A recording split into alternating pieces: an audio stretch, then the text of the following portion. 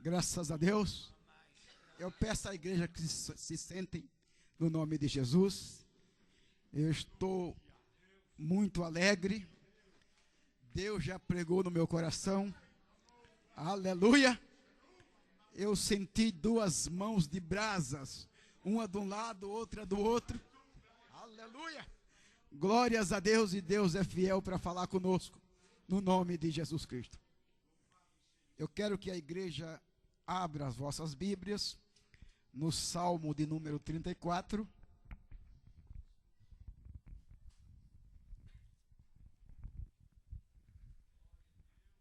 Salmos de número 34. Fiquem atentos para a leitura e para o que Deus vai falar nesta noite, no nome de Jesus. Eu vou aguardar que todos encontrem, em nome do Senhor. Quem é que suporta um cisco no olho e não faz de tudo para retirar? Um cisco no olho é desagradável e impede bastante a gente enxergar. Espiritualmente estou meditando diante de Deus como está o meu olhar. Senhor, eu preciso colírio dos céus para tua palavra melhor enxergar.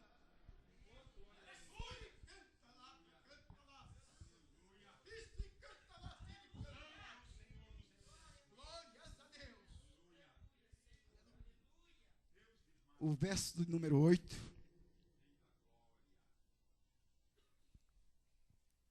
Aleluia. Apenas o verso de número 8. E na medida que Deus for me lembrando, eu vou falando aquilo que Deus me lembrar. Diz assim: provai e vede que o Senhor é bom. Bem-aventurado o homem que nele confia. Aleluia. Amém, igreja? Amém. É interessante que nessa situação aqui, Davi, um homem de sangue, um homem que tinha as mãos de sangue, diz uma história que todos os dias Davi tinha tribulação. Ele não era um homem sossegado.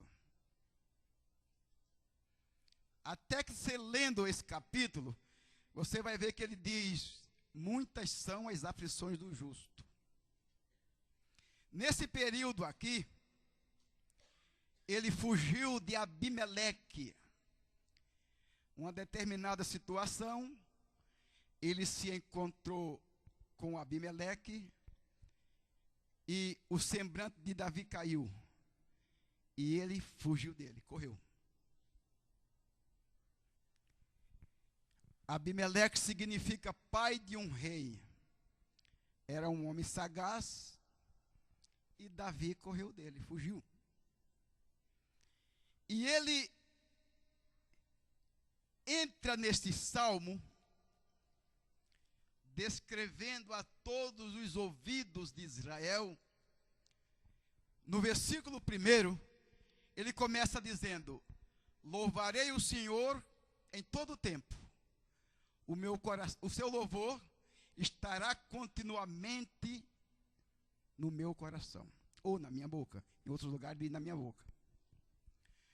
Mas o que eu quero falar para a igreja é que Davi estava enfrentando uma sociedade que certamente não temia a Deus, ou apenas conhecia Deus de ouvir falar. A um povo de dura serviço. Tanto é que ele disse no versículo 8: provai, provai. É interessante que a igreja ainda não degustou na sua essência, de toda a graça de Deus, ou seja, da plenitude. A plenitude de Deus é um Deus 100%. Um Deus sem falha, um Deus com todos os atributos. São inúmeros os atributos dele. E a igreja de 2015 anos até hoje ainda não degustou Deus na sua essência, porque ainda não provou. Ainda não provou. E Davi vem descrevendo vitórias e vitórias e vitórias e vitórias. Apenas neste capítulo, ele descreve a vitória só dos justos. Você vai ler todos os versículos desse capítulo, você vai entender que ele está dando galardão a só quem é justo. Ele vem falando com o justo, as vitórias que o justo tem, aquilo que Deus tem preparado para o justo. Por que que Davi, ele enfatiza tanto os justos aqui? Os santos retos. Porque existem outros. Existem outros. E ele me chama a atenção, exatamente nesse versículo que eu li, quando ele diz: provai e vede que o Senhor é bom. Prova é uma demonstração. É uma demonstração. Se você não demonstra nada, você não prova nada também. Palavras, isso não demonstra nada. Você tem que ter uma demonstração física para poder alguém ver que você está provando de alguma coisa. As irmãs, quando vão fazer seus alimentos, cozinhar, elas vão provando, né? Provando. Se tem muito sal, menos sal, pouco sal, sal ao gosto. Se tem muito sal. E elas vão provando até que aquele alimento, aquela comida, chegue na medida certa. Não é assim, Mané? Chega na medida certa. Então ela vai degustando, vai provando, até na medida que ela deseja. Não é verdade? Até a medida que ela deseja. Ela vai provando, colocando mais água, um temperinho dali, uma coisinha da cá, e então vai anexando as coisas até dar certo. Não é verdade? Provar é estabelecer verdades. Se você não tem a certeza de uma coisa, como é que você vai estabelecer verdade naquilo? Então você precisa provar, estabelecendo, para que você tenha certeza.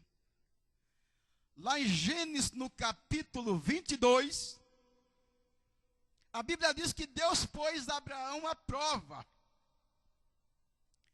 Deus já conhecia o servo que tinha, mas agora eu vou prová-lo. Eu preciso dar um nome a Abraão. Eu preciso colocar Abraão como pai da fé, como pai de uma grande multidão, mas eu vou prová-lo. Eu vou prová-lo. Eu vou estabelecer em Abraão um determinado cargo, porém, vou prová-lo primeiro. Vou prová-lo. E a prova não foi fácil quando Deus pediu Isaac. Não foi fácil para Abraão, aquela prova lá. Mas ele venceu a prova? Venceu, né? Venceu. Venceu. É interessante, igreja, que a palavra de Deus, por 3 personagens, me dá uma expectativa muito grande. E até hoje, A cada dia eu fico meditando e esperando na expectativa que os 3 personagens me ensinaram.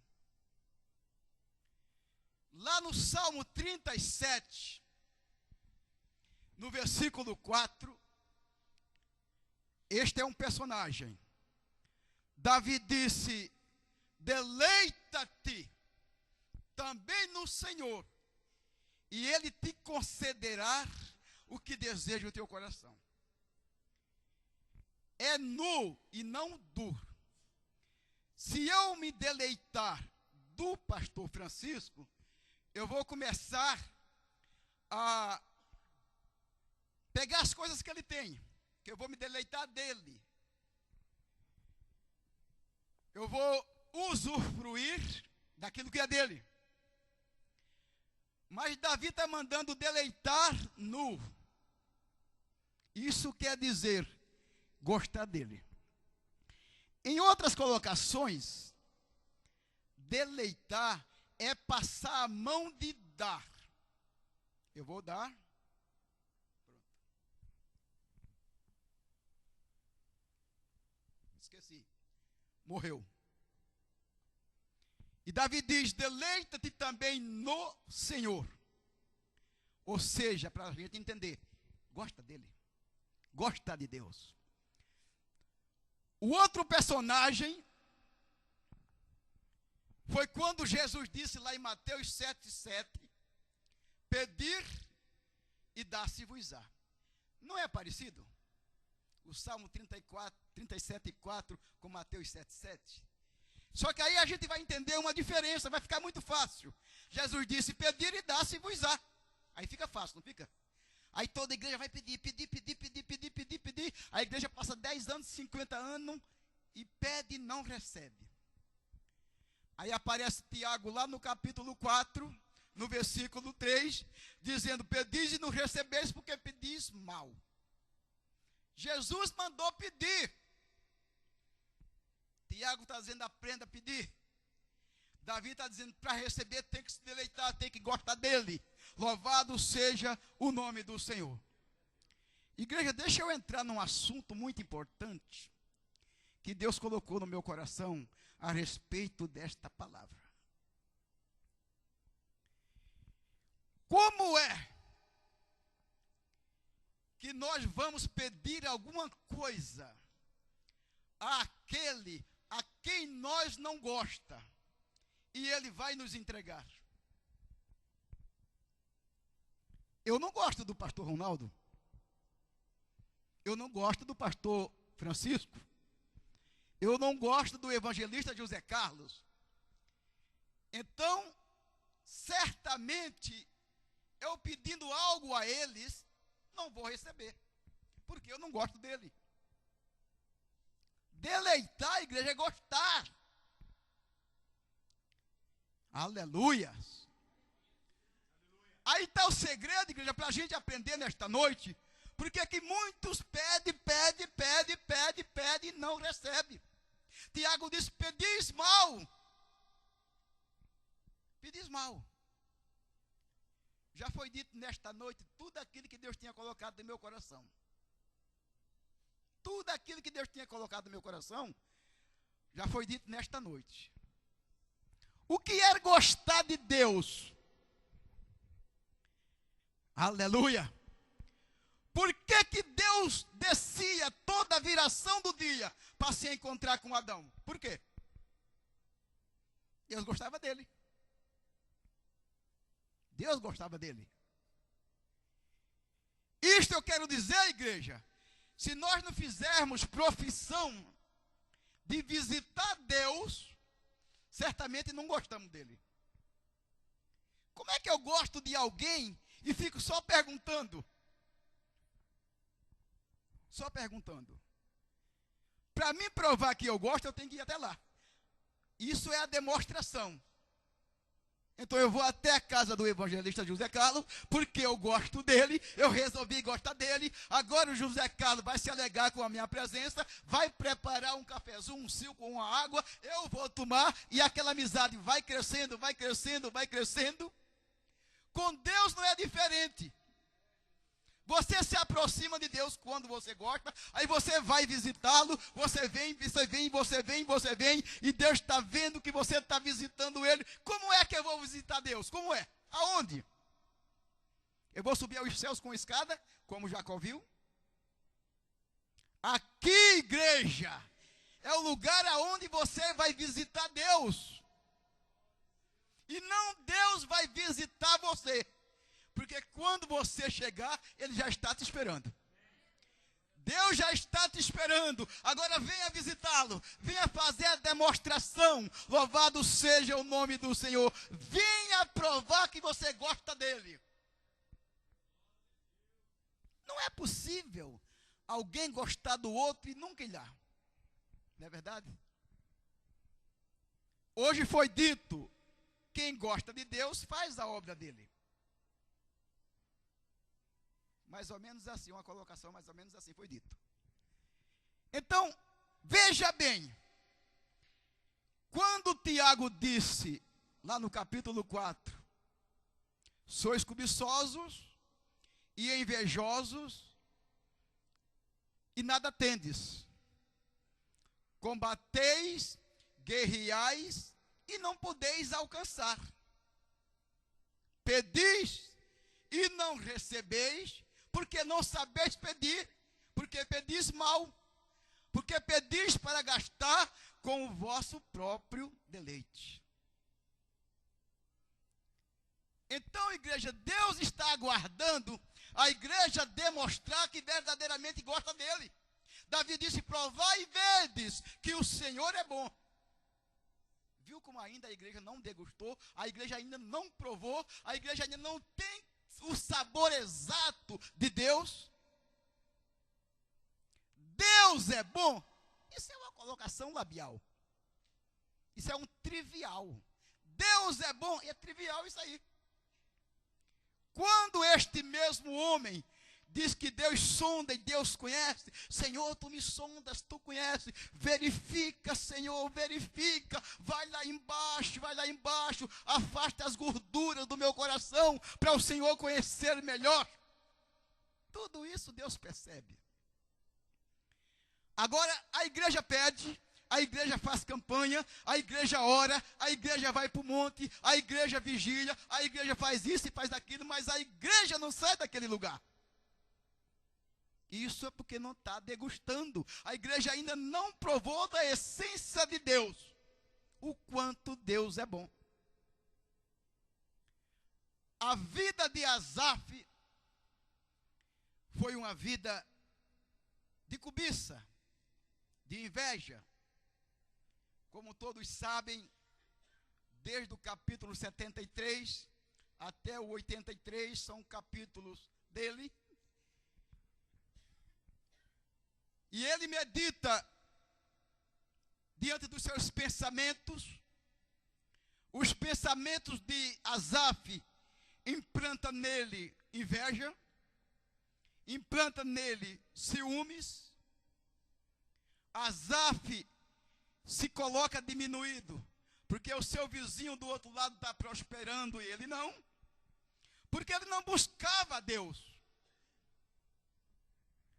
E era um homem dos valentes, mão direita de Davi. Ele era